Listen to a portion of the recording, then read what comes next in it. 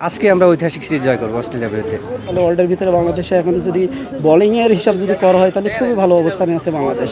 আমরা চিন্তা ভাবনা করতেছি অস্ট্রেলিয়াকে 200-র আগেই বুক করে দিয়ে আমাদের ম্যাচটা অনেক সুন্দরভাবে জিতে সিরিজ চিন্তা ভাবনায় আছে। আজকে তো আমরা সিরিজ নির্ধারিত ম্যাচ, আজকে আমরা সিরিজ জিতবো ইনশাল্লাহ। আজকে মনে করি যে গতকাল যেভাবে আমরা গত ম্যাচে যেভাবে আমরা ডাবতের সাথে জিতেছি, আজকে আমরা মনে হচ্ছে যে আজকে আমরা ঐতিহাসিক সিরিজ জয় করবো অস্ট্রেলিয়ার বিরুদ্ধে। আমরা এর আগেও কিন্তু আমরা টোয়েন্টি সিরিজ জয় করেছি 4-1। আমরা টেস্টও কিন্তু তাদের সাথে জয় করেছি।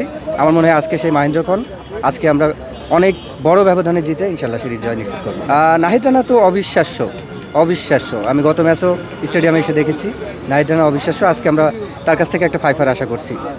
মোসাদ্দেক হোসেন আসলেই তিনি অনবদ্য ছিলেন, তার যে কামব্যাকটা যেভাবে হয়েছে আজকেও তার কাছ থেকে ওই একটা অলরাউন্ডার পারফরমেন্সই আমরা আশা করতেছি।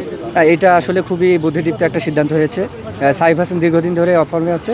আমার মনে হয় এটা আসলে সৌম্য সরকারকে এর আগেও বেশ কয়েকটা সিরিজে নেওয়া হয়েছে, কিন্তু দলের সাথে রাখা হলেও তাকে স্কোরের সুযোগ দেওয়া হয় নাই।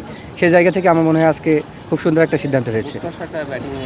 অবশ্যই সৌম্য সরকার অবশ্যই প্রতিভাবান একজন ব্যাটসম্যান। আমার মনে হয় তার প্রতিভার স্বাক্ষর রাখবেন আজকে।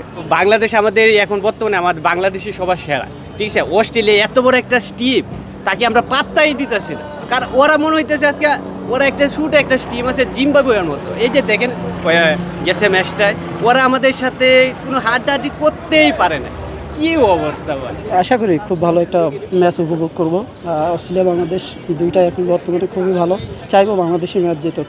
আজকে আমরা সিরিজটা জিততে চাই। হয়তো ভালো লাগার কারণে অস্ট্রেলিয়ার আর খেলাটা দেখতে আসা এবং জার্সিটা পরা, কিন্তু দিন শেষে নিজের দেশই আগে। বর্তমান বাংলাদেশের বোলিংয়ের কথা যদি চিন্তা করেন তাহলে ওয়ার্ল্ডের ভিতরে বাংলাদেশে এখন যদি বোলিংয়ের হিসাব যদি করা হয় তাহলে খুবই ভালো অবস্থানে আছে বাংলাদেশ।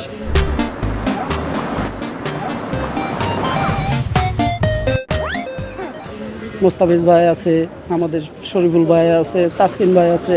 যাক, আমরা আশা করব এই টিমটা নিয়ে ভবিষ্যতে আরও ভালো কিছু করবে। সামনে আরও ওয়ার্ল্ড কাপ আছে, এখন মিচেল মার্শ আসছে। আশা করি ভালো কিছু হবে আর কি। তাদের সেরাটা দেওয়ার চেষ্টা করবে, যেহেতু বাংলাদেশের সাথে প্রথম ম্যাচটা হারছে। তারা অবশ্যই চাবে যে বাংলাদেশের বিরুদ্ধে ম্যাচগুলো জিততে এবং সিরিজটা জিততে চায়।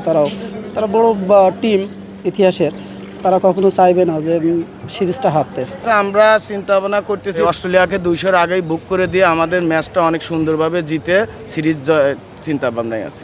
বাংলাদেশ প্রথমে ফিল্ডিং করুক আর পরে ফিল্ডিং করুক, এ নিয়ে সমস্যা না। বাংলাদেশ অনেক দুর্দান্ত টিম, 11 জনই দুর্দান্ত player, bowling batting all square. বাংলাদেশের সাথে খেলার মতন এখন আর কোনো টিম নেই। আজকে তো আমরা সিরিজ নির্ধারিত ম্যাচ, আজকে আমরা সিরিজ জিতে আসছি। আজকে আমরা সিরিজ জিতবো ইনশাল্লাহ। বাংলা জিতবে আর আর্জেন্টিনা জিতবে।